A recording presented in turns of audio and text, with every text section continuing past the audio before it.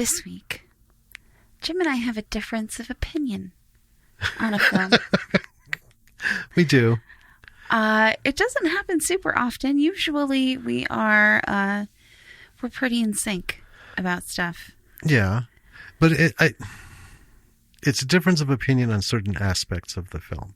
On other things, we're in agreement. True.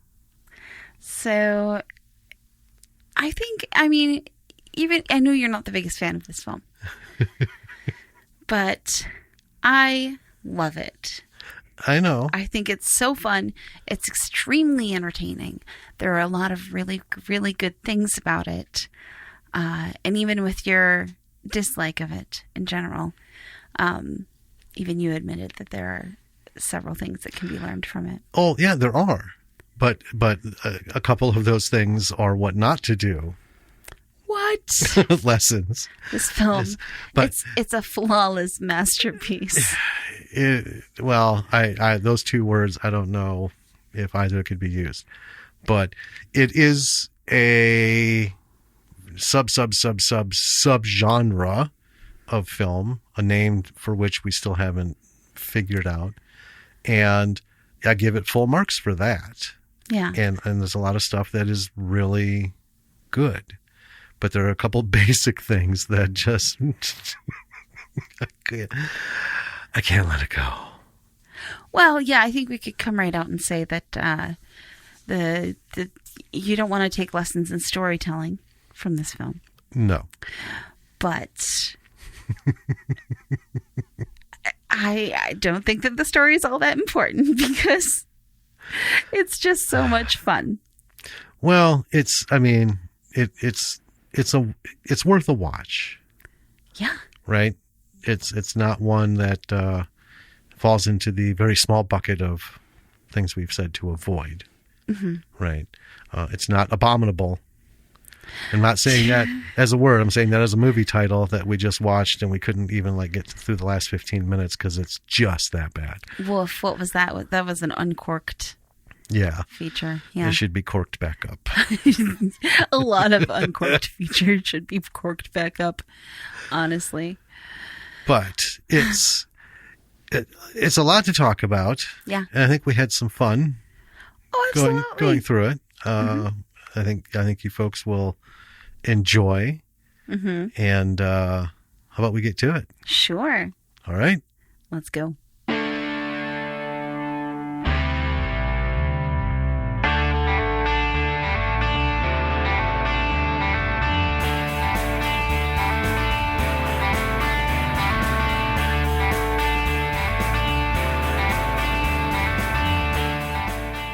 Hey, B-siders. I'm just waiting for it. I'm not even doing anything this time. Well, this is the third countdown. Welcome to another episode of Bravo for the B-side. This is Jim. This is Danny. We'll see. Well, I don't know if we'll get through this one. Oh, we'll see. Well, so this week we have a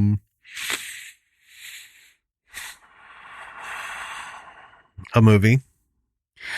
This movie is great. What is your deal? We have slightly differing slants on it. I love it. It's not horrible. And I mean, there's a lot of stuff that is good about it that I want to talk about. And I just, for the record, this makes twice that we've watched this. We should watch it again. No, we shouldn't. But we did watch this just to watch it. Yeah. A while ago. Ages ago. Yeah. So it wasn't for the show. It was just because this is the kind of stuff we do. Yeah. Let's see. Been a busy week. Yes. Just a lot of stuff going on. Little spoiler. We're going to have David Ryan Keith back on the show. Next episode. Barring any kind of, because shit pops up. Yeah. But yeah, he's all up for it. So we're excited for that. Catch up on some, Redwood Massacre Annihilation. See what's been going on. We've mentioned it before, I think, on the show, but fun fact, our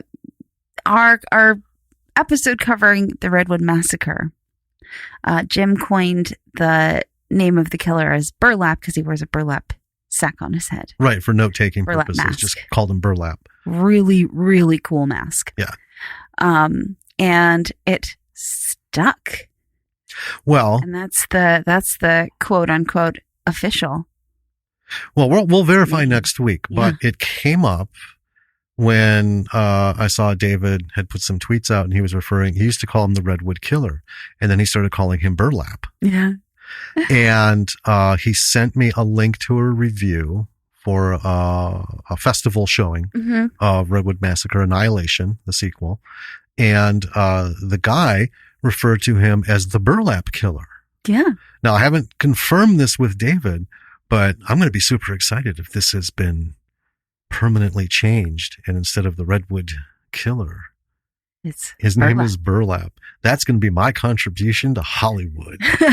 Well, hopefully you'll So have far. other contributions. But Hopefully, yes.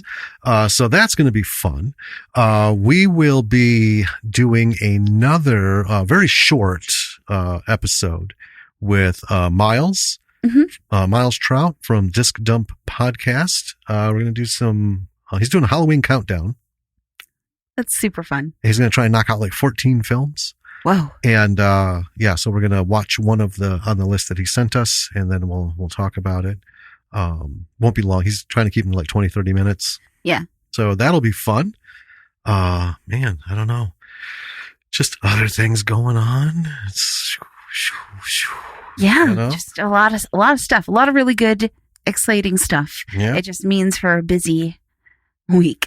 Well, yeah. And as we're recording this, we're almost a full week into September. School's starting up. Oh, yeah. I know it has started in places around the country. It's going to be starting up this week for others. And, all kinds of good things happening. You painted some D&D dice. Well, I re-inked some dice that didn't have high contrast visibility for the numbers. And, Yeah, but with nail polish. well, yeah, So that counts as painting. I guess. They look a lot cooler now. I should have taken a before picture. Oh, little late now. Yeah. Well, I can find the before picture on Kraken's website because that's where I got them. So, oh, It doesn't matter. Whatever. Well, anyway, for you D&D players, you know how it is. You have some really cool looking dice, but the numbers are not contrasted enough against whatever the color the dice is. or glitter, or pattern of the dice. And it's almost like they intentionally choose the shittiest color so that you're rolling it and you're like, what the fuck is that? Get your magnifying glass out, get a big light on it so you you can do like see squint, it. pull away, zoom in. What is this? And it just, we were talking about it. It kills the momentum of the game. Yeah. Because especially in combat, when you're rolling as the DM, you want to be just like throwing dice and, an orc's coming at you. Oh, and it's a hit or a miss. Not an orc's coming at you. Hold on.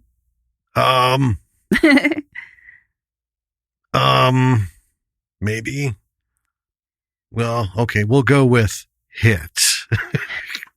That's like taking a Hitchcock movie and right before the big reveal, just hit pause. I know. And you don't have control of it. Someone else does. You're just sitting there. Give me the movie, man. All right. All right. So this film, it is, I tried looking, I cannot find a term for this kind of movie, which will kind of become clear. We'll talk more about it at the end, but it has kicked off. It's like an underground movement. And I'm going to compare it to something that I had watched fairly recently. That's only a couple years old, but, why don't you tell us what we're going to dive into, and then let's bring this bad boy to life. I'm so excited. This movie is called Manborg. Manborg. It was made in 2011. It was directed by Steven Kostanski. Oh, I hope I got that right. Written by Jeremy Gillespie and Stephen Kostansky. Starring Matthew Kennedy, Adam Brooks, Meredith Sweeney, Connor Sweeney, Ludwig Lee, Jeremy Gillespie, and Andrea Carr. If you noticed that some of those names are also in the director or writer category. Well, as often happens. Yes. With a lot of indie films. Oh, yeah. It was not rated. I think it would be PG-13 probably. It could go a PG-13. Yeah. The budget, which you found. Yeah. I don't imagine it was easy to find, was a whopping $1,000. Yep. And confirmed, didn't get it off of IMDb. Okay. Because I did a little digging on it and found it mentioned in a couple of old reviews. Sure. And checked their sources, and yeah, about $1,000. Nice. So here's the log line. A soldier brought back to life as a cyborg fights alongside a band of adventurers against demon hordes in a dystopian future. Yes, that's the log line. Yes. Are you impressed that I found a suitably short one? I am very impressed. I'm very thankful also because I was running out of breath at the end of that. So, well, after that breathy presentation, I can see. It's a good thing it wasn't like those 3-paragraph ones that you love. You're going to find a 3-paragraph one the next time we do it. Well, next time I'm reading. So, well, the next time I'm reading, the next time you're reading, it's going to be like 5 words. It's going to be like a movie. That's what was it? There was a description for Nosferatu, I think, on Amazon. Oh yeah, and it was like the actual description that Amazon put on there was just different enough from Dracula to avoid legal problems, but basically the same story. Yeah, that was it. It's awesome. Oh, ma'am. This film is a Canadian film, mm-hmm. and it is also known as Manborg. Right. I couldn't find out where it was known as Manborg, but it's also known as Manborg, and I don't know what. Emborg. Yeah. If I have no idea. Is that like Gitch? Is that a regional thing that we're not aware of because we're not in Canada? I don't know. And then the studio that put this together is called Astron 6, and I think it's just Stephen Kostansky's. Well, they are a very small independent film company in Canada. Have a couple other films. One's called Father's Day. One's called The Editor. And then they have a whole slew of short films. Yeah, we don't need to list them, but there was like 18 listed on their site. Astron 6, folks. Right. ASTRON number 6. If you want to go look at some of this stuff, because, it's indie film. And, got to give these things a watch. And I don't want to spoil it or anything, but at the end of this movie, if you're watching it on Amazon Prime and you watch through the credits, which aren't super long, right? There's a trailer for another movie that is, well, we'll get to it, but it's just, it's worth sticking through the credits for. Well, So there's the cherry on the top of the sundae that we will get to, and when we're done with this, we will pluck it. And savor it. Okay. All right. Why don't you start us out? Let's talk about this film. So, Manborg.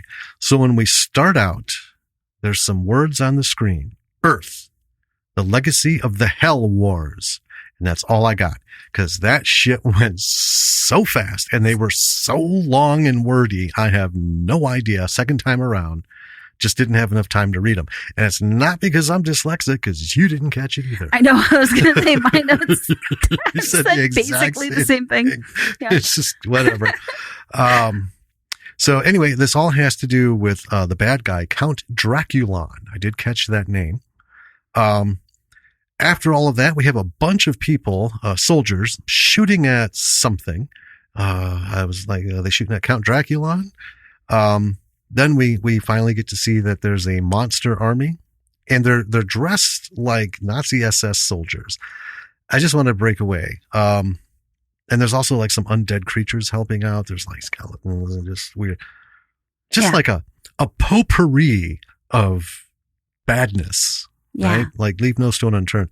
I do want to say this, breaking out of this real quick.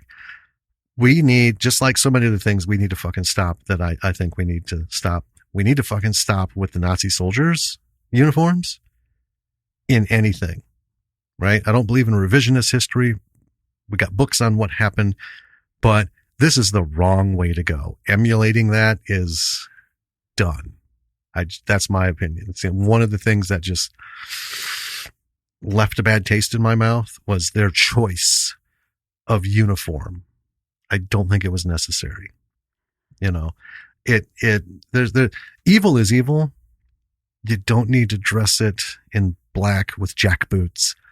And I mean, short of the actual insignias, it was, the standard SS uniform.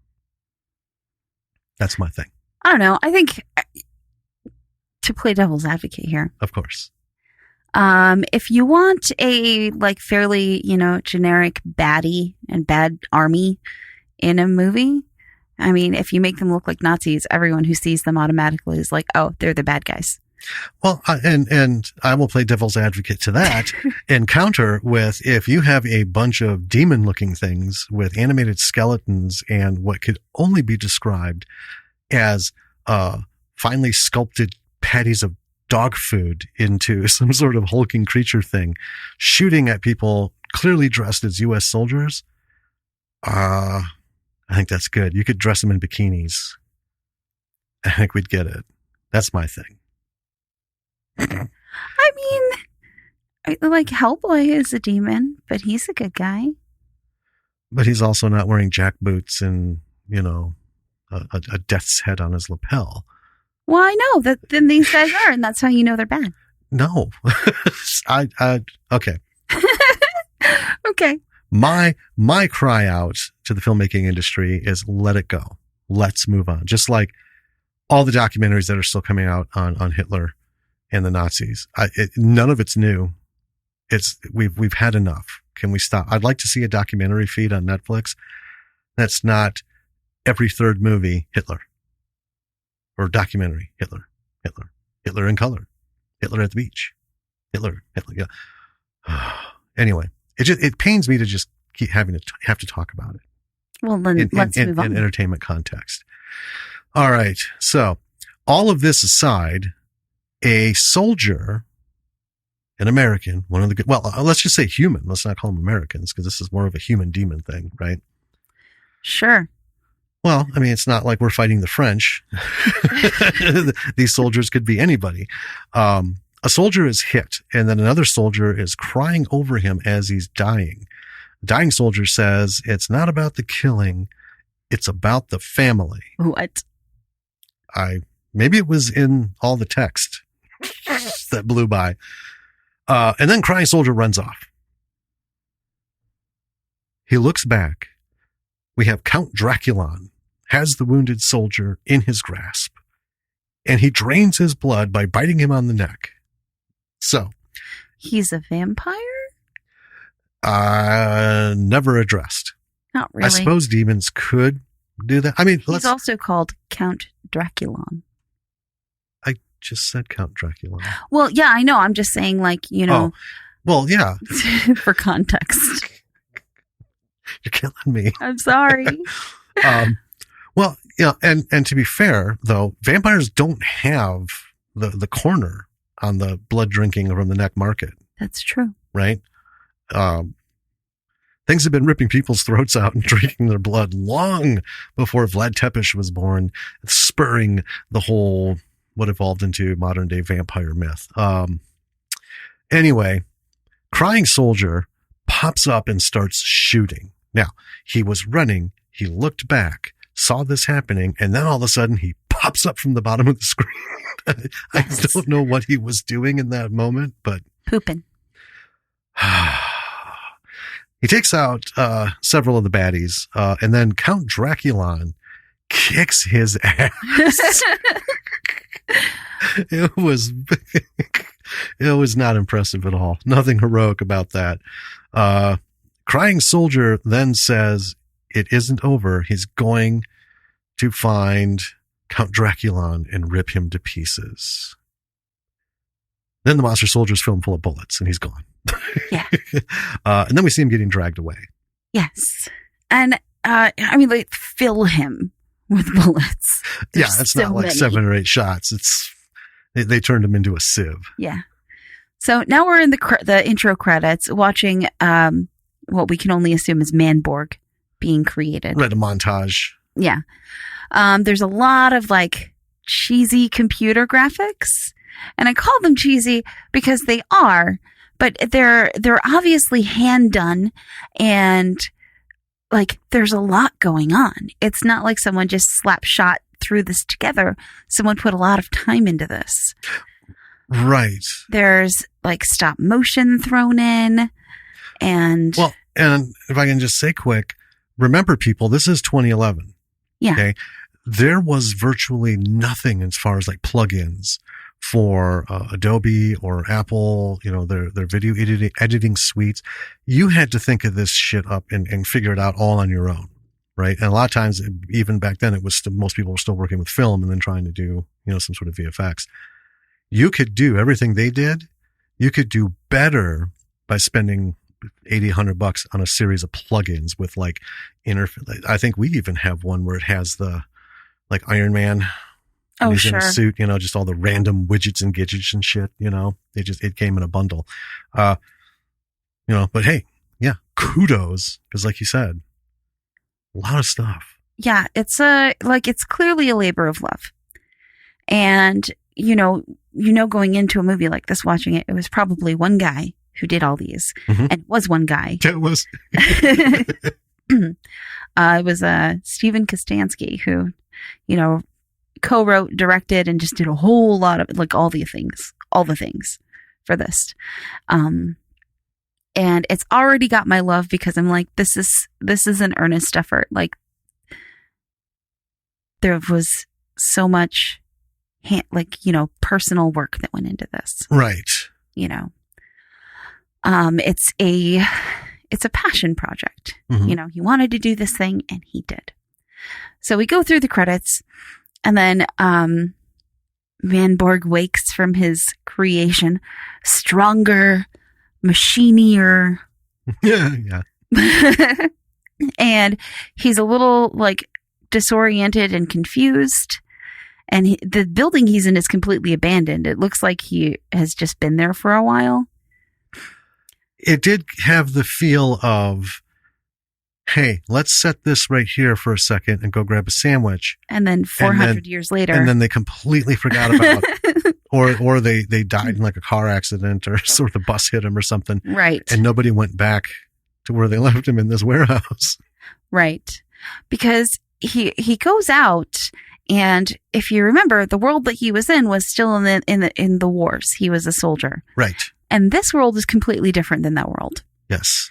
It's very the 80s version of futuristic now. Yes. I love the way you put that. There's a little bit of Blade Runner in there. A little bit of Terminator. There is. Yeah. Yeah. It's well, at this point, before you continue, we should let everyone know, when we were earlier talking about this kind of movie, I want you to understand there's almost 0 sets. Right. All of the background is green screen. Yes. And on there are miniatures, models, the animations, and just who knows what, just shit that was shot and then, put on the green screen. So imagine everything that you're seeing. I mean, the chairs are obviously physical when they're sitting. He's on the table. That's physical. But everything else, especially, it's green screen. Yeah. And teeny tiny handmade stuff. I mean, it's impressive because that stuff, you've done special effects. They're not easy. No, they are not. So we're left kind of wondering, well, who the hell made him and then abandoned him here? That's kind of weird. But moving on, he comes across something going on in an alley. There's this guy fighting a bunch of other guys, and he's stopped by a guy who introduces himself as, I'm not kidding, Number One Man. Yes. That's his name. Yes. Number One Man. Well, it loses a little something, though, because Number One Man's voice is dubbed over the entire movie, and it is Number One Man. Yeah, it's kind of racist. It's like USA Kung Fu Theater Sunday. Yeah. Number One Man. And Number One Man is a martial artist of some kind. Because then there's all these robot-y guys and a fight and just so much stuff going on that I couldn't really wrap my head around what actually was happening. Right. And then Manborg and Number One Man are both captured by some dead-eyed woman. Yeah, the stone face, unblinking. Yes. And I know she has a name, and we learn it later, but I just call her Dead-Eyed Woman the whole time through. Yeah, that's fine. So as we see, they're traveling to somewhere, and we see that this world is like a totalitarian dictatorship of some kind. Right. There's like, sign up for experimentation and news broadcasts and all kinds of stuff going on that's very, submit to the authority of whoever is controlling this world. And there's a bunch of bad guys with very cool looking, but basic, non-articulated rubber masks. Right. I can't describe them very well. You just kind of have to see them. Yeah. I would wear the mask. I just wouldn't put it in a movie. I don't know. Because it's not, you can't. You could as a background. Sure. See, this is an instance where someone would buy like 20 of these masks, right? Because they need 20 physical bodies for some reason. Yeah. And what they would do is make a copy of that mask, or try to cut it up and turn it into some sort of prosthetic so it could have movement. So it can move. Yeah, more latex and foam than off the shelf rubber mask. Yes. And then the Dead-Eye Woman comes up to this just head hologram and listens to it talk and then walks through it. Yeah. So, Manborg is having RoboCop type dreams as he's tied to a chair. So we're getting these weird flashes of things that are really quick and of course don't tie into anything right now. And the guy in the cell next to him is named Justice, as told to us by, and while you call her Dead-Eye Woman, I could not keep typing out Number One Man. So I call him Nom. So Nom has let us know that this guy is named Justice, and Jesus Christ, he has the worst Aussie accent ever. It hurts. I love him. Oh God. So, he's hilarious. As they're going on about stuff, I'm guessing they're all set to fight in an arena. And then here it is. Manborg is coming up with his name because they're like, "What's your name?" Man. Borg. Well, you're okay. And I was like, this is gripping. No, because he looks at his one hand, which is a human hand, and he says, "Man." And he looks at his other hand, which is a robot hand, and he goes, "Borg." And they're like, okay. Yeah. So then a woman with short blue hair and war paint is getting all sassy. And I thought her name was Nina, but it's Mina. Is it actually? Because I was like, I'm not sure. Mina. I put Mina, but I don't know what it said in the credits. So yeah, I didn't want to bother checking. So see, here we are, folks. Sound. We'll just say it really ambiguously. Nina. Menina. Menina. Menina. And anyway, that name is given to us courtesy of Nam. Thank you, Nam, for introducing us to all of the characters. Well, he proves invaluable in explaining shit. He's number one expositioner. Yes. So now a guy with leg braces and a cane is coming in, some kind of doctor or cell keeper, but clearly someone important. And then we have this guy who, my description earlier, because we missed our notes. So this guy that comes in, he's wearing a mask that looks like Chatterface from Hellraiser. You know? Yeah. So I just call him Chatterface guy. Sure. Because they didn't really give his name straight away. And I know it comes out later, but he shall henceforth be known as Chatterface guy. Well, he is wearing a mask almost exactly the same as all of the other guys, except that it's been modified very slightly. Very slightly, but not enough to move with his mouth. But No. you can clearly see his mouth behind the mask. Inside the mouth. Yeah. And he's also wearing these weird fucking goggles. Yes. Right? So he comes in to terrify the doctor, because he calls him doctor, and so the guy's a doctor. And then he's suddenly taken with Nina. Nina.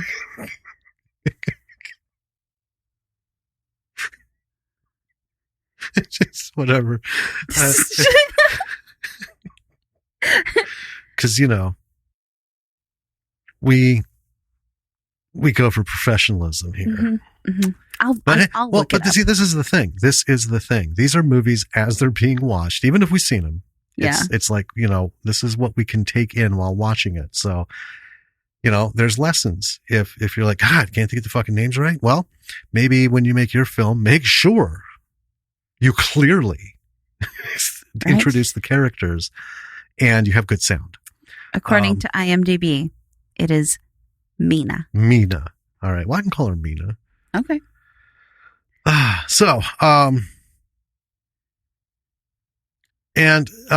so Chatterface is looking at Mina and he's like, and he does what can only be described as the most terrifying job of hitting on a woman. It's just ridiculous. And then he has to go all of a sudden, so he leaves. So now everyone is lining up and walking out to what I can only assume will be the arena. And the doctor guy is watching on a wall of TV screens. Yes. I don't talk about that later. So they're in the field. Mm-hmm. And it's like a gladiator. It's like a coliseum. Right. It's an arena. There's the Dust Bowl basically, and then the audience up the sides. Yeah, which is all green screen. Yes. Yeah. Nam says, "Be careful" to Mina, and then says he has her back. And He's then into her. Chatterface appears as a head hologram, saying, "There are no winners or losers. You win or you die." But if you win, then aren't you a winner? So that's what I was just going to say. As that happened, I thought, well, but wait a minute, sir. If I may dissect your statement here for clarity, there are winners. And you may not call them losers. You may just call them dead. But we've established at least 50% of your prior statement is wholly inaccurate and less than motivating. If there are winners, then there are also losers. Everybody's a winner. No. In the arena. No. Well, I know. So the little quartet kind of like huddle up together in the middle, while what I can only describe as things are happening around them. Yeah. There's bikes and all kinds of just crazy shit. Yeah. And I was under the impression we're in it. But apparently they called a timeout and they're on the sideline. Right. Just kind of running the clock while all this shit's happening. Yeah. And then Mina apparently gets tired of waiting and runs off and kills someone. And it's so great when she does her kills because she runs and then there's the quick cut and she's suddenly flying through the air. And then suddenly she's where she needs to be. Then suddenly knives and killing. Yes. It's like old kung fu action movie cuts. Well, it reminded me because I had mentioned in one of my dead notes, that these guys have a love for Mortal Kombat. Yeah. Because imagine the old 16-bit versions, right? Mm-hmm. So, like Chun-Li for Street Fighter, just all the martial arts stuff. Yeah, it's so when we have like Nam doing his thing, looks just like Mina. It's like a still of them, one foot folded, one leg out. And then that still image is just moved across the screen. Yes. Yeah. It's great. And then Justice makes some paper mache looking guns appear. Like he throws out his hands and his guns seem to build themselves out of paper mache. It's weird. Yeah. There's a lot of cheesy sound effects and some more stop motion. And it's really impressive how they blend the stop motion and the effects together. Yes. And so they all start fighting, and Manborg is just kind of standing there, doing nothing, until Mina asks if he's going to help. And then his arm turns into a gun, and he shoots up the whole arena. Yeah. We cut to the doctor who's watching on some screens, and then his wall of screens. And then they all go static, and he goes, count, and some big eyes fill the screens, and it's just the eyes. And then the doctor grasps his head and falls down, and we're like, oh, okay, whatever. And then we're in the backstage of the arena, so apparently everything they won because they're all there. Yeah. And the trio are mad at Manborg because this is what they said. He's not human. So right. He's not one of them. Right. And I was like, he literally just told you guys his name was Manborg. And he's like visibly, obviously not he looks human.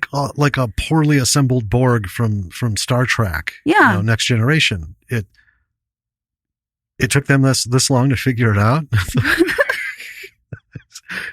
These folks are not scoring real high on the intelligence quotients. So, and then they're like, get out. We hate you. And are you all right? Yes, because I just think when I saw that, I wrote, where the fuck is he supposed to go? If you could just get out, wouldn't any of you dumbasses have just walked out? Clearly. Right? But whatever. Okay. They're there against their will. So, also, number one man is real hot for Mina. Mm-hmm. So, the chatterbox guy comes in and does some more terrible flirting with Mina, who she just kind of is like, what? Oh, it's just the worst. It's awful. Then a floating robot torso comes in and fetches Manborg out. Yep. And on his way out, Manborg drops the photo of his dead soldier brother and himself. Yeah, from the very brief beginning. Yeah. And we learn that the chatterbox guy is called the Baron. Yes. And we get a little cut where he's talking to the doctor, who he doesn't like, but asking him for advice on how to flirt with Mina. Right. Yeah. There's so much going on. So now Manborg is being put against the champion, a massive monster that looks like an animated mess of dog food with a bunch of shit stuck to it. True. And you know what it kind of reminded me of? Blood Hunters. The IT god who was as dumb as a popsicle stick when needed to be. How they just like covered her in shit. Yeah. So that's what like this thing just like rolled around and stuff stuck to it. Pretty much. But it was futuristic looking shit, not just, like gum wrappers and stuff. Futuristic looking excrement. So anyway, the battle is on. Nam says, "This is terrible." And at this point, I couldn't help but think I could not agree more. Oh, come on. Now just shh. I'm talking. Now, Manborg is being tossed around like a rag doll. And suddenly, a head laser comes out of him and hits the champion in the face. And it reminded me of Detective Gadget. Just, Inspector Gadget? Or Inspector Gadget. Yeah. God damn. Yeah, where just random shit just keeps popping out of him. Well, that's Manborg. Mm-hmm. So Manborg is like, ooh, that was pretty cool. So he tries to throw his arm out and unleash his machine gun. It doesn't work. So then as he's looking at it, his elbow is facing the champion. And then we discover his elbow is a missile launcher. You heard that right, folks. So the next thing we know, the champion is blown apart. Now, Chatterface is walking with the bad woman, the Deadeye woman, through the cells. He and Nam exchange words, and we find out randomly that Nam ripped his eyes out before. So that's why he's wearing some weird goggles. And I just got to say, this is all going on while this fight is supposed to be super important, but nobody's fucking paying attention. Yes. So anyway, Chatterface is talking with Manborg now. Tells the bad woman, whose name is Shadow Omega. Yeah. Sham. Sure. Who is a hybrid. Whatever that means. Because that word has not come up not one bit. Nope, not even one time. So anyway, so he tells her to kill all of the prisoners except for Mina. And then he storms out. Yes. Now, the doctor, who tells us his name is Dr. Scorpius, is talking with Manborg. It turns out he's the one who built Manborg. So here's my favorite line from the film right here. So Manborg yells at the doctor, "I don't believe you." And the doctor in turn replies, and I mean not casually, with just seething with intimidation and I'm in control and all of that. He says, "I'll ask the questions here." So let's do a bit of role playing. Let's repeat this scene. Okay. I'm going to be Manborg. Okay. You be Dr. Scorpius. I can't remember the exact line that led into it, but it's, That's okay. It doesn't matter. We'll just do those two lines. That's why I built you. Okay. I don't believe you. I'll ask the questions here. And scene. Yeah. And that left me with like 5 solid minutes of what the fuck. So anyway, Dr. Fellow used their, quote, their own robot technology, end quote, blah, blah, blah, blah. Because then he just started like sliding off into shit that I just couldn't be bothered with. Yes. He had to do it for science, though. And he's the one who opened up the gates to hell. And right there, I'm like, huh? From like a 1992 IBM computer that he was working on in the flashback. So he's the one who brought Count Draculon from hell, and then he created Manborg. I think the first, while a bit fucked up and accidental, is immensely larger and more impressive than Manborg. True. So, and then Manborg calls him a dick. Fair. Sort of just like way out of the emotional moment. Dick. Then he gets mad and breaks free and lumbers towards the doctor. And I mean lumbers. All right.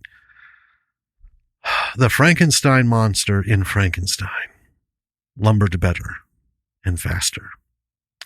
There's a brief alarm sounding and then it goes silent. It's like, actually, you know what it reminded me of? When the smoke alarm just went meep. And then it was done. Yeah. And we're like, what? Oh, okay. But Shadow Omega hears it. And now Manborg is okay with the doctor, who says he believes in him. I am not 100% sure of what transpired. And I really tried to sort this out in my head. Yeah. But we've gone from this, lumbering towards to kill him. and now they're holding hands and drinking dandelion tea together. Right. And it's all good. Yeah.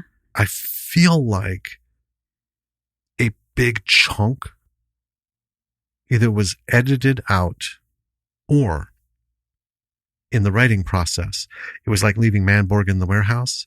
Oh, I have to sketch this whole, turn the tides of emotion thing. I'll do that next time. And the next time came, like, right, let's get rolling. And completely forgot about that having to happen. Yeah. So here's an important part of that conversation. Important for the story of this movie. Sure. Okay. Dr. Scorpius told Manborg that he made him because Manborg, when he was a human, was the only person to ever stand up to the Count and live. Well, and so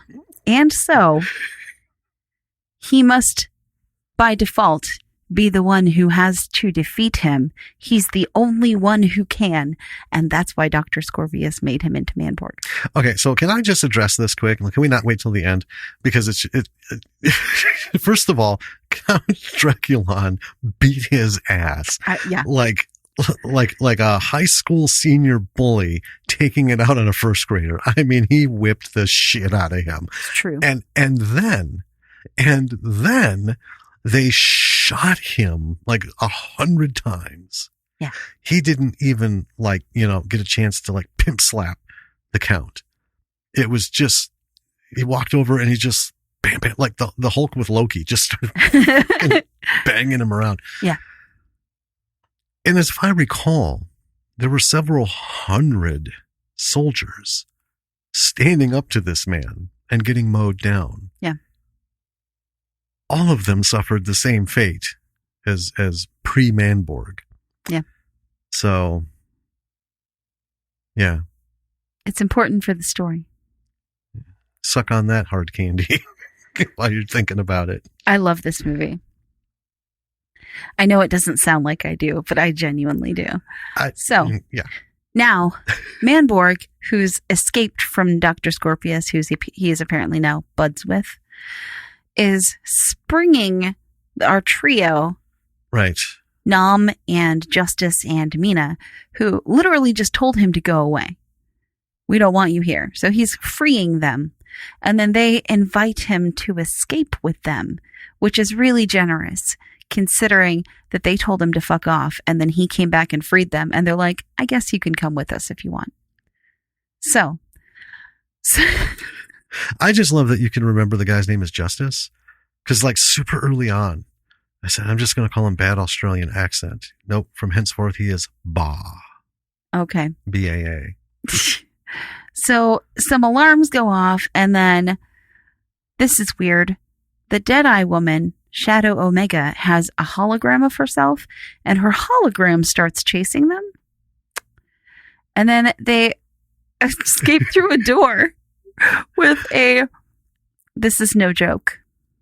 They're trying to figure out how to get through the door, and one of them goes, "It has a future lock on it." Yep. A future lock. Yep. Can I just say, they never really explained how to open the door? No, they don't. So, the Baron brings some flowers to the empty cell for Mina, and then the Count's eyes show up for no reason at all. There's not even any dialogue. They just show up. He doesn't have the headache thing like the doctor did. No. That's it. And then we're in a ship bay. Yeah. I'll just slide right past that. Where the prisoners are really awful at stealthing. They're terribly hiding behind some crates. The guards clearly see them. They're like, "Hey, you're right there." And then they're like, no, we're not. Yeah.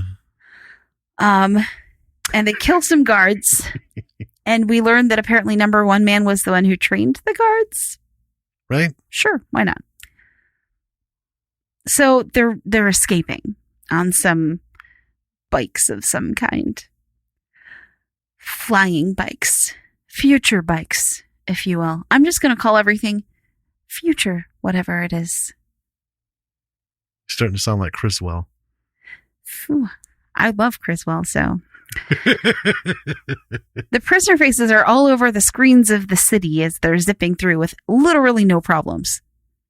Right. And these screens are very Blade Runner-like. Yes. Throughout, and we'll talk a little bit at the end, they've had ads and like things on them. It's pretty funny. It is. But they're going through traffic and everything, and they're just like, shoom, shoom, shoom, shoom, in and out, weaving out through everything. No problems. Not causing any accidents. No one even seems bothered. No. And then there are some things after them that are mildly robotic, and I'm like, what does hell have to do with robotics? I don't know. Something, I think, maybe that's the lesson of this movie. Technology's evil. One could... It comes from hell. One could argue that. Yeah. Constructively. Robots come from hell. Sure. We've learned something today. I know those fucking self-checkouts do. Yeah, that's true. Justice gets hit. He gets shot on their way out of the city. And then we have... I don't know what I... Oh, we go back to Dr. Scorpio, who's talking to the Count, and he goes, mankind has survived worse, because the Count apparently knows that Dr. Scorpio betrayed him. Yeah. And whatever. And mankind has survived worse. Really? When? I mean, you literally raised hell on Earth. What? I just want to know what event was worse than this one. I'm a firm believer that any movie worth its salt will be filled with references and innuendo that have zero attachment to anything that has or will happen. Mm-hmm. So, then we're with Mina, and she's having flashbacks for some reason. And the dead-eyed woman has something to do with her past somehow, but I don't know. And they're driving through the city, and then there's some, like, alley people, is what I'll call them. And Justice starts whining about how poor people are. And I'm not saying he's upset that the people are poor. He's talking about how awful the poor people live and how tasteless it is. Yes. Not sympathizing for them. No. Well, you know, and we haven't seen, and I'm not going to call him by that name. His name is Ba to me. So, Ba, we haven't seen his digs. Well, I mean, we did. He was in a prison. That was his digs. Before that. And then they're in a junkyard. And apparently, number one man is friends with the small junkyard denizens. There's only one of them, but you get the feeling that there's more. And he's small. He's like 3 feet tall. This was the most tasteless piece. Yes. I had a whole section of notes. And he talks like this. It is so offensive. It's really offensive. Oh my God. And this is the point in the movie where I actually learned that Justice's name is Justice. Up until now, I'd just been calling him Aussie. Yep. And you've been calling him Ba. Ba. And I wrote in my notes, that's such a dumb name that I'm just going to keep calling him Aussie. So, Mina leaves the little hovel that they've gotten into with this small junkyard denizen. Right. And some skeleton starts talking to her randomly. And we're like, oh, okay. Guess we don't really need to know anything about that. Nope. Because we go right back to Aussie and number one man who are making food. They were trying to suss out the instructions on a box of mac and cheese. Yeah. And they weren't getting it. No. It was it was kind of sad and funny and terrible. And then as they're talking, we get some exposition that just makes everything more confusing. So I didn't really write down what it was. And now Manborg, somehow outside now, accidentally triggers a hologram of Dr. Scorpius. Right. And he tries talking to the hologram unsuccessfully. And so I got the feeling like, oh, it's just like, it's a recording. You know what I mean? Yeah. And again, he's told that he's the only person who can kill the Count. Why? Oh. It's that reason that you gave earlier is really all we have to go on. Yes. It's just not enough to satisfy me. So Mina, God damn it. Mina. Martha is sneaking back into the bad place, the prison / arena / whatever fuck is going on there, killing guards as she goes. And then, no, not any longer. Just so Ba and Nam somehow find a note from Nina in the rubble. Now, can I just say the green screen background has shown us hundreds of acres of this fucking rubbish yard. Yes. Right. The fact that they just like find a note from her, because it's not like she was like sitting outside of this little hovel or outside of a hatch or something. Right. She wandered off. And we didn't even see her writing a fucking note to begin with. No. So this was a shock to both of us. She's going back to fight Count Draculon. So now Manborg shows up with the worst motivational speech in cinematic history. It is so bad, I didn't even write it down. Folks, you need to watch it. I don't even think I noted it. And you need to hear it. But I'm not going to be the one responsible for putting that in your head. So now Ba is putting on war paint like Mina. Nam is doing Karate Kid stuff, because why not? Manborg is just fucking randomly shooting everything. And I thought, way to conserve bullets, man. I don't mean like, I mean, he's like, but just randomly shooting around the junkyard. And I also couldn't help but think, fucking people live here, man. He doesn't need to conserve bullets. They come from inside him. I know a whole lot of what comes from inside of him, and it sort of like oozed over the whole production. But anyway. And then we have a montage of what I can only be described as nonsense. So I didn't even note it. I want to tell you about this montage. Oh, please don't. It is a montage of them training. Okay, so I want to set the stage here.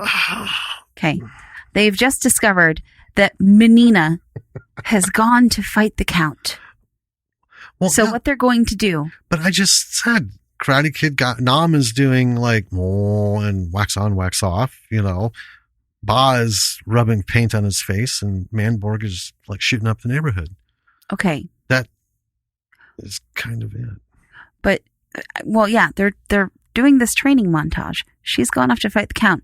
They decided they need to go and help her. So what they do is not go and help her, but they stay in this junkyard for who knows how long.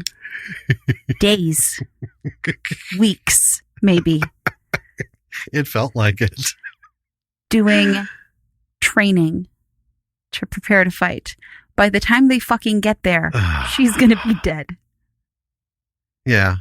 I mean, yeah.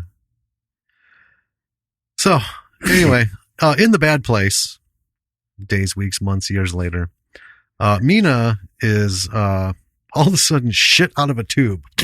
Literally. That's the sound it makes. Onto the floor. And then Shadow Omega just fucking comes up and kicks her in the throat. What?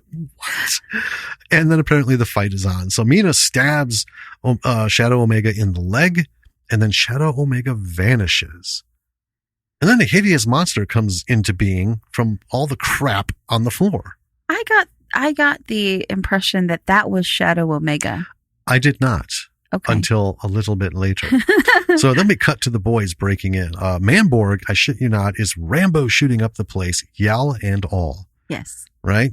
Ba is making bad puns. Nam is slicing and dicing. then we're back to Nina and the floor monster. She wounds it and then runs off. Or killed it.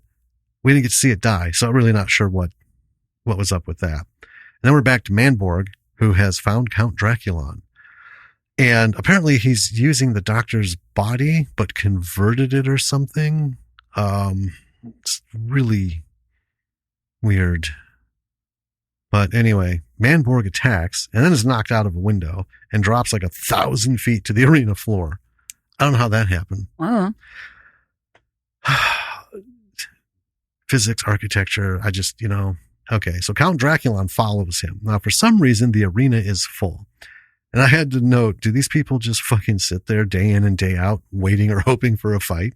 Yes. I mean, is this what they do? This is where I live. That's what Count Draculon tells them to do. Right. Anyway, Count Draculon looks way different than he did in the beginning. Yeah. When we see him. My only thought was, why?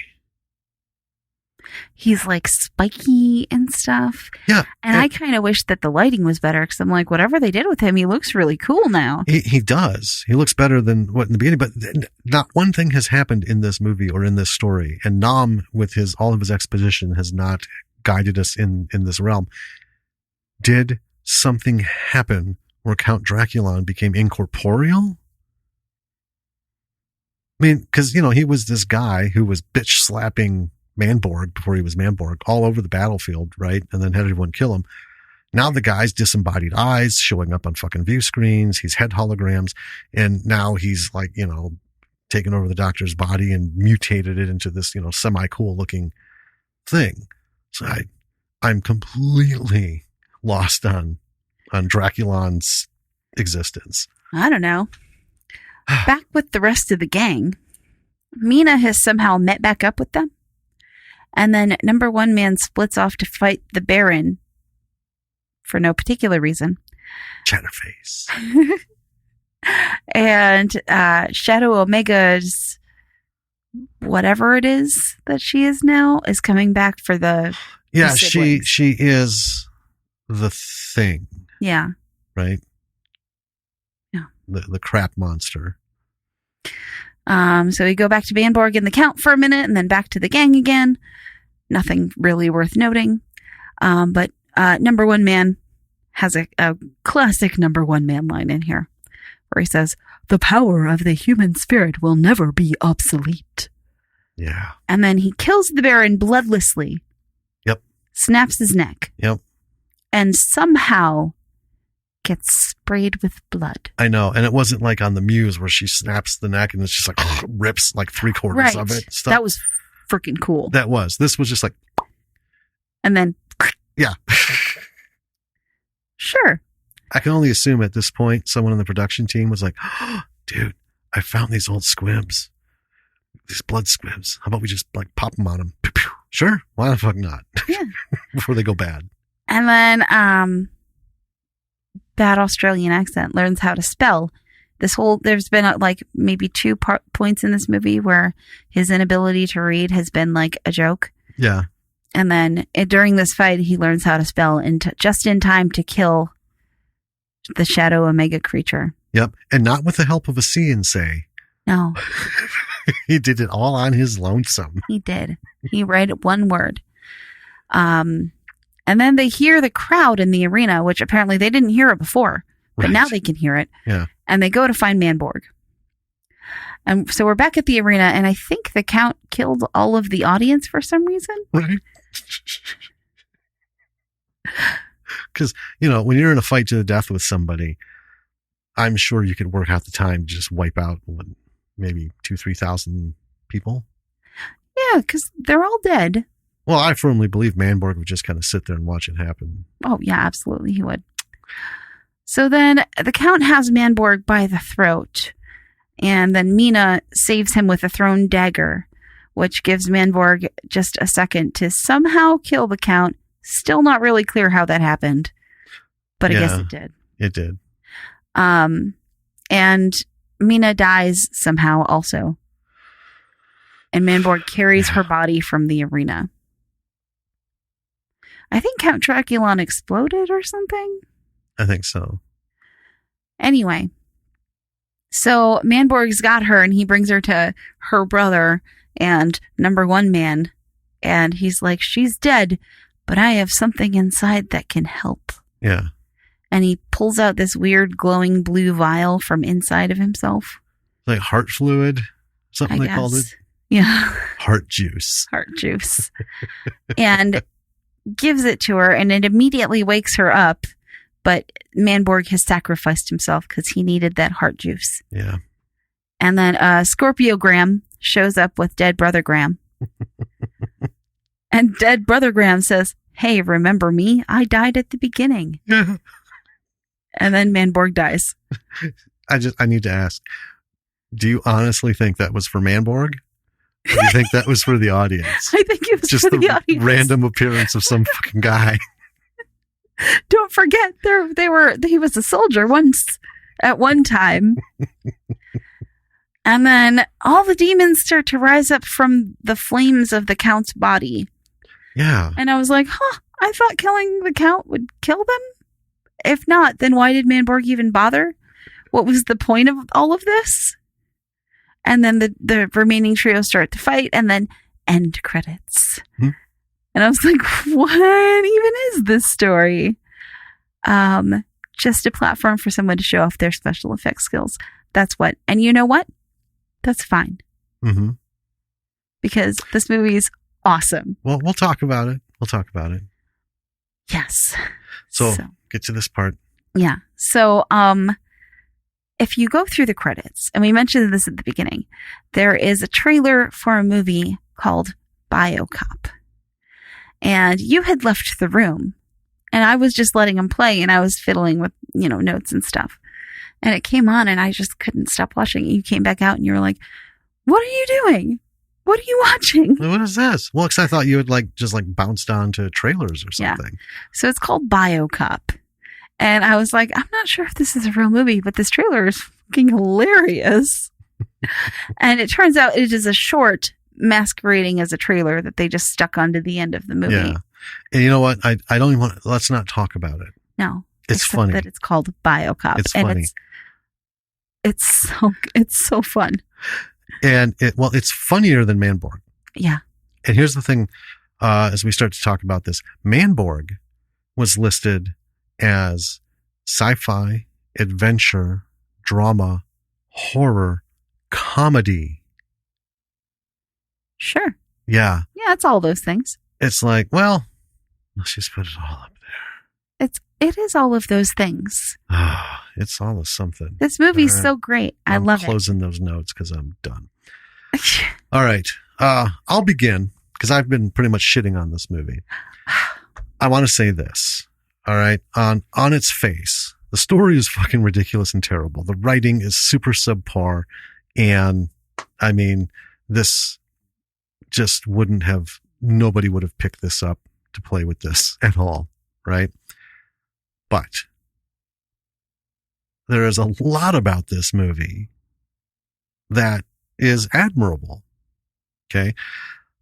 So this whole green screen thing, right? A lot of film, we've seen a lot of films that have been doing that. And some other weird stuff too.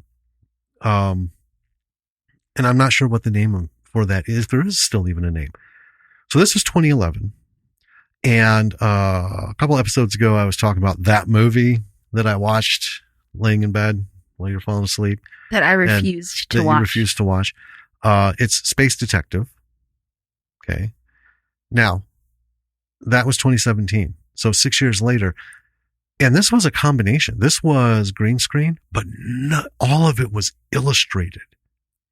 It was weird. Weird lighting. And I mean, even the people, the live people, it's like someone put a comic filter over them and then just fucked with it. It just looked really strange. And I watched it and it was weird. There's got some writing issues too. What? It was weird? But it's won a lot of awards at festivals, or it did back in the day. So here's the thing. This whole thing with green screen, that's one thing. But the amount of animation that was put into this. Stop motion. Let's call it stop motion because it's not animation. Okay. It's stop motion and it's amazing. All these monsters that they were fighting, the crap monster, the champion, just some weird shit. A lot of the special effect robot things that were happening was all stop motion. And having messed with stop motion long time ago, like high school, right? I could never do that for a living. It is so tedious. And it was well done stop motion. It was in my notes, and we didn't cover that part where I wrote it, but it was I compared it to being on par with like Robot Chicken. Oh, absolutely. Yeah. The design of some of the creatures were, like I said, it looked like dog food. It was weird. It was just weird. I mean, it was supposed to be some demon thing, but still, it was just like, that's what we settled on? We storyboard this whole thing and come up with some creature designs, and that was the one they went with. Okay. But the animation of it was good. And there's also a lot of little animations in the background. Yes. Because remember, this isn't shooting like, driving out to Yellowstone and taking like a panorama and then sticking on a green screen and putting, the actors in front of it. It's all miniatures, you can tell. Yeah. Right? It's all miniature, which is kind of genius because the size of this, which is 2.5 feet, these little stands that we're at, you could build an entire metropolis, and you could build New York City simply by doing little miniatures, and not like to that fine detail of the entire city, but you can build this thing and then you can make it huge. Yeah. And then you can layer it. Yes. Right? Green screen on green screen on green screen kind of thing. Really well done. And like I said, other movies have been doing that. I wish there was a phrase for it. If anybody knows, feel free to send it in because I'm dying to find it. I thought that was good. And I want to talk about those screens. Do it. Clearly a Blade Runner. Oh, yeah. Hat tip. In the beginning, one of them is a fucking ad looking for volunteers for voluntary extermination. Yes. And it shows these demons like trying to figure out fancy ways to do away with humans. And it was like, yeah, if you want to volunteer, call us up. Just really weird shit. And then just random ads in the background. And that's the thing, in these backgrounds, like in the chase and all that stuff, even though it's green screen, with these miniatures and animations, there's a lot of stuff happening back there. Yeah, the background of this movie did not get ignored at all. No. So absolute kudos for that on the technical level and making it work for what it was. Absolutely. Now, there were several moments where the green screen didn't quite mesh with the live action in terms of, you can see some fuzzy edges and yes, look a couple times like they were maybe, I'm thinking, oh, are they getting beamed aboard somewhere? Because edges start fading. Oh, no, it was just bad filtering. That's all. Yeah. I love this movie because, the people who made it obviously knew that they couldn't go into it with the tools that they had at hand and be like, this is going to be a real serious, like, homage to Blade Runner and Terminator and Mad Max and all those really cool movies that we love so much, and you when you're filmmaking and when you're writing scripts and when you're creating, you have to keep in the back of your head always. Everyone wants a, $50 billion budget to do whatever the fuck they want. Well, yeah, of course they do. To make their story. But when you are creating, you have to keep in mind, what are the tools that I have in my head? And it's not really boxing yourself in. It's like limits and creativity can, and we've talked about this before, can make things better, right? Yes. But the people who made this movie were like, well, I mean, this isn't going to compare to those movies at all because this is what we can do. Okay. I've made this poop monster. I can make these. I can also make robots, and I can do some special effects. So let's work with what we have. And then what I think that he did, which is really, really smart, is made the script and the story match that kind of like goofiness and, you know, irreverence. And I think that it worked really well. I believe that they know that it's not a fantastic story. And that the dialogue is not good. I mean, you don't write dialogue like, I don't believe you. I'll ask the questions here. And not know that it's bad. I get where you're going with this, but I'll argue, based on a lot of some of the stuff we've seen, it's entirely possible they didn't know it was this bad. There were clearly some moments where they were going for humor, right? And those moments fell flat. Where we were laughing was like all the non-comedy moments in between, you know? And I don't know. I'd have to talk to him, find out. Cause that I wish we could. Cause that fucking horrible Australian accent. And I don't mean like it was affected so poorly that it was just like cringing. That tone, Jesus, goddamn Christ. I could listen to a toddler wail for weeks, then have to listen to that fucking a loop of that dialogue for 5 minutes. Well, I'd will my heart to stop. You hated number one man's voice, but that was obviously done intentionally.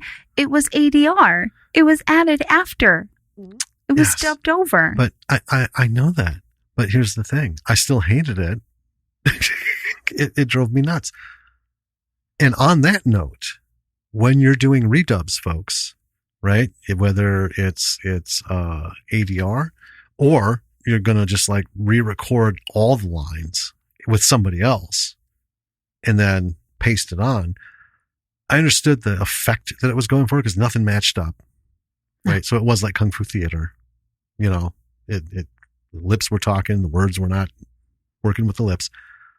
Volume where, the Boz horrible voice tone was cringing. The sheer volume of number one man, you know, because everyone's talking like this. And then all of a sudden you get this, you know, he's just like, in it levels, man, levels. I'm not a sound engineer. I do my best, but I know how to work these fucking sliders so that, you know, when everything's down around here, I make it so anything that goes like this also gets compressed down to that same area. So, you know, it's like watching a TV show when you can't sleep and you're watching it, and especially like on Hulu, right? Or, you know, regular television, but Hulu especially.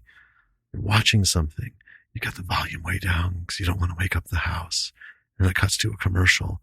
And the next thing you know, you're trying to figure out how much shit is in your pants because that massive volume spike just, you know, scares the crap out of you. That was the problem with this. Well, there were some sound issues, but I maintain that this movie it's a labor of love. It's like, it was made by people who obviously love all of those movies and even love like the cheesy campy movies. Mm-hmm. I think that this movie was made as an homage to all of them. And that is entirely possible. And that it is all intentional. However. And I love it. I love it not as much as some of the other movies that we've seen that are homages to this, you know, girl scene. If you want to talk about bad dialogue, you know, and I get, because Tucky was spot on with people don't understand how hard it is to write that kind of bad dialogue. Yeah. Because you have to surrender everything that makes you a writer. to make that happen. But it has to happen, right? I'm not entirely convinced all of this was solely for that reason. We need to find Stephen Kostansky and get him on this show so that we can suss this out, because you can't talk me into not believing that this is intentional. I believe it's intentional, and I love it. I love it so much. I don't know that he'll want to be on the show because I have laid so many eggs on this thing. I mean, you could try and reach out to, I'll hunt down some info, see if I can get his contact info, and you can rip loose with some questions and do some emails and stuff and, get some clarification. But, if he were to listen to this, he'd be like, I'm not going to do your fucking show, Come tell Jim that you meant all of this. Well, but here's the thing. I still maintain, technically, a lot of this was really awesome because it's not done often. And with that saying, please people don't come back with, well, they did the entire, fucking prequel trilogy of Star Wars against green screen. I know. And it sucked worse than this. That's the prequel trilogy. Yeah. Yeah. It's a really long one. It even has the tank running, huh? Yeah. Wow. I stopped it though. Thank you. That was the problem with the prequel trilogy is, they had tens and tens of millions of dollars to spend at ILM to build backgrounds and worlds and shit. And, these guys are in a teeny tiny studio with green screen. There are times when that can work, but what killed it was the story. Well, everything. The story sucked. The premise sucked. The trail of plot fuck ups sucked. But more importantly, the immenseness, the unnecessary, unquantifiable immenseness of what they did with the green screen. And you could tell the actors were not engaged. The performances didn't match the situation because they had no fucking clue what it was. And that's terribly important, right? Well, yes. But now, with something like this is $1,000 budget. Folks, that's not even enough to fucking buy a Blackmagic camera. No. Right? So if you have $1,000 budget, certainly you're not going to spend it on equipment because that's out, right? They spent it on practical effects stuff for, Manborg. And Yeah. I'm not saying a whole lot, but you have to buy little bits and bobbles to make things work. You got to buy the lights, little LED lights to light up. Okay. Unless you have a drawer full of this shit laying around. And then I don't know what else, maybe some Draculon, probably. Yeah. Masks. Yeah. A few of the soldiers had, decent looking costumes. They weren't, fantastic, but hey, trip down to the Army Navy surplus store. Boom. Done. Right. So you can take $1,000 and make it go a long way, but you can't do, dream purchases. I'm going to get a good camera. We're going to knock this out or, whatever. Doesn't matter. But they had the equipment to do the stop motion. Mm-hmm. They built the stuff out of stop motion. Now that I'm thinking about it, I wonder, what was that stuff we almost got Lily instead of the Play-Doh? That one time, that foamy. We did get her some of that. But no matter what you do with it, it always looks like little beads. Right. Of stuff. What is that called? I hated it so much, I think I drove it out of my memory. Yeah, it's Floam. Something like that. Yeah. Maybe that's what they kind of used because it's, like unlike Play-Doh, it's not supposed to dry out. That was my take on it. But anyway, I can't hat tip enough. It was awesome that they did that. And I encourage everyone to try making these films. You don't need to build sets. You don't need to do that. If you can come up with something and pass it off as a background with green screen. And I'll tell you folks, having done some effects, I gotta say green screen is so our daughter does it. Oh yeah. Right? You can do it in iMovie.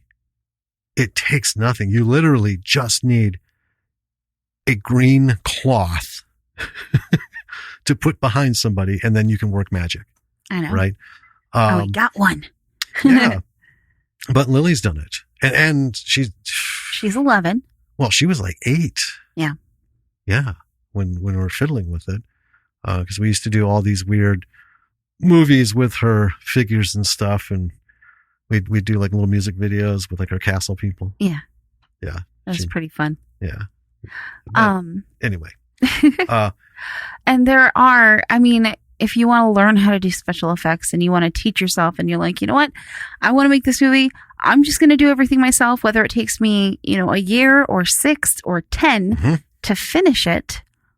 I'm going to do it myself because I only have $1,000 to spend on this movie. And that's my credit limit, right? Mm-hmm.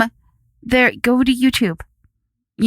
There's a lot of software out there that is free if you don't have software, right? And I mean, not all of it is great, but there are so many ways. And then there's a million tutorials on how to do pretty much anything you can imagine on YouTube. That's how I learned. Okay. So Adobe, if you can afford the Adobe suite, they have, all kinds of instruction, Adobe University, all kinds of stuff. Apple has some stuff, but really out in the world of YouTube, everything I needed to figure out was out there. And a lot of it's probably different now, but I mean, because, our shorts coming up on almost 6 years, something like that ago, excuse me. And,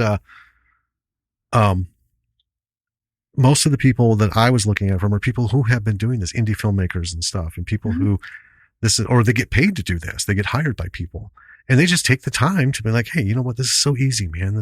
And it really is. VFX is daunting because there's literally thousands of settings and things that you can do. I mean, look at Anton. Well, I mean, it's so daunting because VFX, you can do anything. Yeah. It comes down to the amount of time. And we talked about this with Anton and time, and he's mastered Blender. I mean, I don't want to say mastered. I don't want to put it on the spot. Have you seen the things he's done? He's pretty incredible. But here's the thing though. Okay. Because it's daunting when you say that someone mastered something. Sure. Now, Anton has mastered the portions and functions of Blender that he needs to get his stuff done. But looking at it, you're like, absolutely. But I know from like photo editing software from way back, like 2008, so much stuff. Photoshop. I know how to kick ass in Photoshop, right? Oh yeah. But I have not done all the things Photoshop can do. Same thing with, when we were using Adobe for a bunch of stuff, Illustrator, all that stuff. So don't feel like you have to master everything. Find out what it is you want to do. Find that fucking video and then do it. Mm-hmm. And don't sweat that, well, I don't know, all this stuff. Who gives a shit? The only thing I say as far as a technical thing for the green screen on this it was sometimes a little disorienting because there's all this motion on the green screen background, right? Yeah. And then the actor or actors in the foreground are moving. And it's not like moving, like walking. They're just like standing there, but it's like the camera's shaking.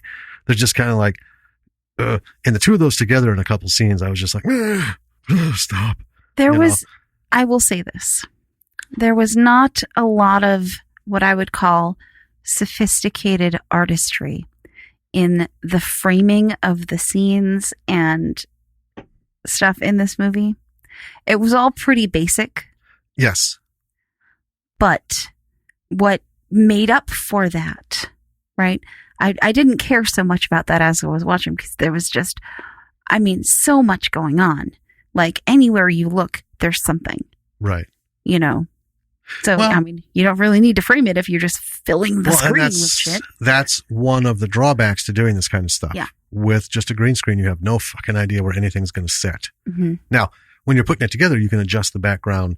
So here's the actor, right, in the foreground, and then you're applying the green screen background, and you can move it left, right, up, and zoom in and stuff. But you can't change the framing, right? Because you only have so much room to wiggle. My take on this is it's worth a watch because it's extremely entertaining. It can satisfy a lot of things. It can either be so bad it's funny. It can be so bad it's good. But more than anything, if you're just looking to see what's out there, and, if you've never seen a movie like this, fucking watch it, because it's interesting as hell. See what one person can do with some stop motion and a bunch of special effects. And here's the thing, $1,000, right? Yeah. Anyone, I don't care who you are, you can raise $1,000 in a couple of months. I bet some of that went to special effects software. Probably. And there's a lot of stuff out there that's super cheap. And it comes down to this. Work with what you've got. Don't quit wishing and whining and all that. Just, this is what you have, or this is what you can afford. Get it, work with it, make it work, make your movie. And that's where I give full credit to these folks. They did this. And that goes all the way back to like the first episode we did. We've been saying it since. If you make something, shit or not, you've done more than most people have who are always talking about, I'm gonna make something. Mm-hmm. I'm gonna write a script. I'm gonna do this. Or I'm working on it. What have you written? I haven't started writing it yet, but all that stuff. So do it and be proud of it. Yeah. And someone like me is, probably going to tear it apart, but I'm not tearing apart the technical stuff. My issue is just with the story. There's just too many holes. I'm not worried about it.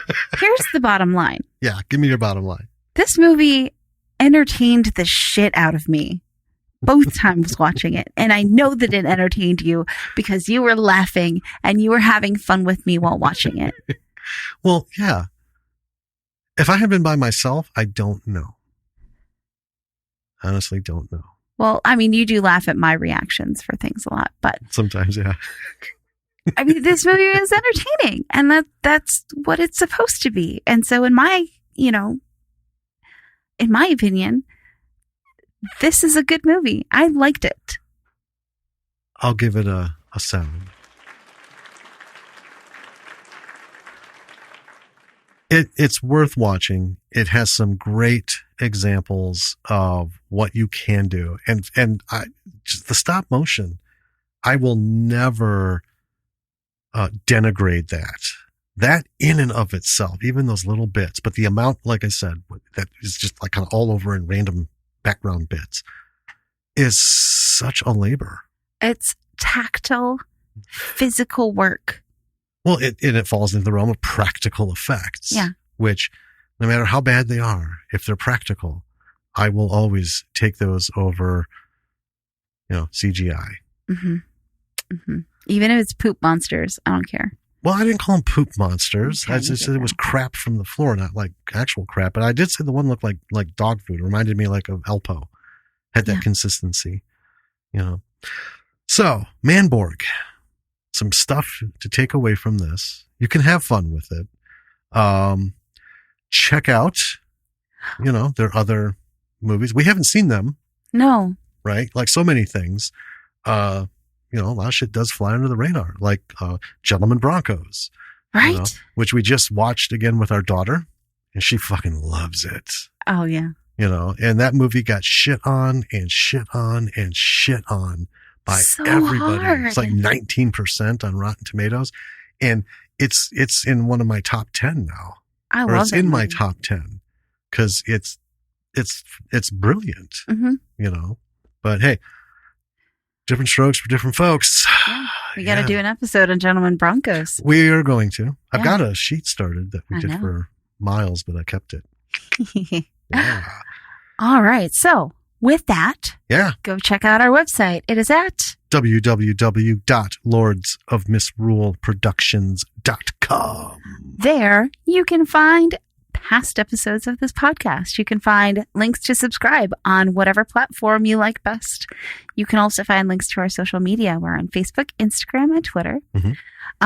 And we have a YouTube channel. Link to that is there as well. Yeah. You can catch some of our old audio episodes when I was doing those in video format, or you can catch some of the episode abbreviations in video format. Mm-hmm.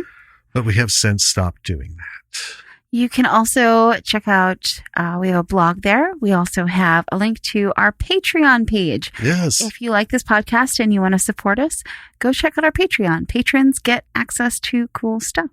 Yep. Get your episodes a week early, sometimes a week plus a couple days.